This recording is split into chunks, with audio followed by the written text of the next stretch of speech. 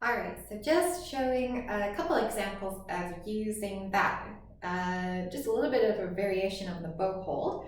One example I'm going to show is actually in a fiddle tune, and that flexibility in that bow hold, again, it's somewhat optional. It's just something that worth a try just to see if it helps with certain things down the road.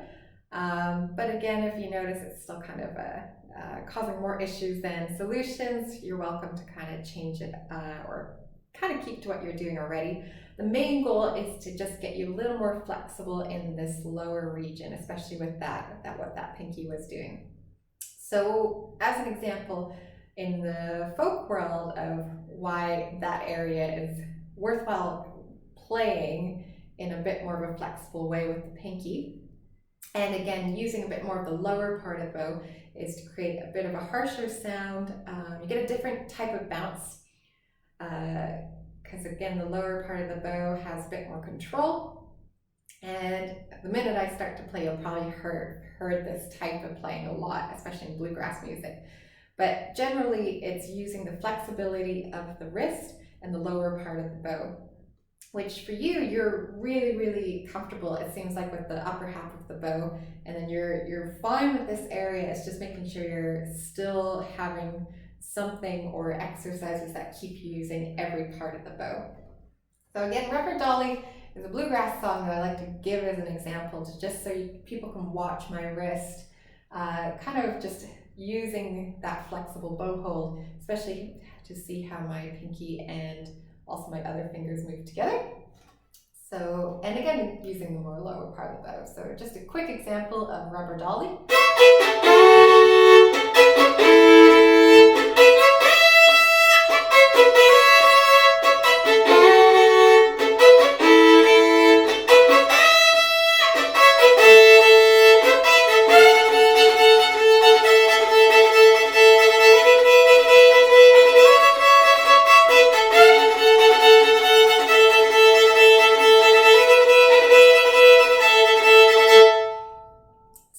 I probably would play with a little more bow, but just to show you, especially this action, it'd be good to kind of start you in that direction for other things, because again, you seem really familiar with this area, so this would be a little bit just of a newer area and a bit more interesting to kind of play around with.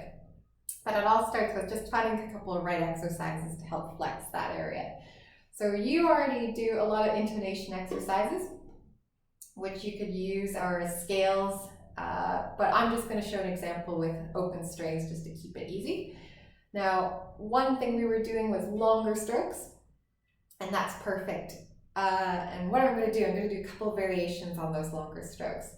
So the thing you're looking for is consistency and, again, kind of especially tone. So what I mean by tone is, do you hear any crunching or volume changes? Anything that's kind of a variation or kind of veering off into something that's inconsistent or, again, not what you're trying to produce. So just a simple long stroke kind of helps gauge, okay, do I bounce anywhere? Do I change volume? Do I crunch anywhere? There's a lot of different ways to kind of figure that out. So what we're going to do, we're going to try to start as low as possible and then play to the tip and then start low as possible again. I apologize. You can probably hear a phone ringing there, so I apologize for that. But I'm going to probably try to play mostly on the G string so you can see this angle. And I'll do it a few times in case I do go out of frame. But I want you to watch especially how this moves. This is what really is going to help you with kind of understanding what I'm trying to get for flexibility. So you right now have really good flexibility on these fingers. It's just sometimes when you straighten out, that this finger tends to just stay straight.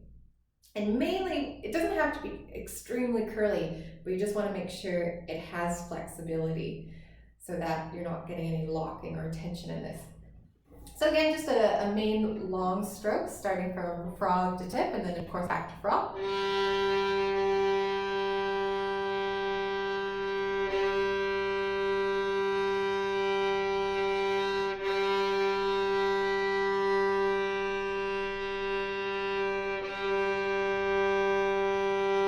You see my hand, it it will adjust. That angle gives you some idea, but I'm going to just show it on this angle.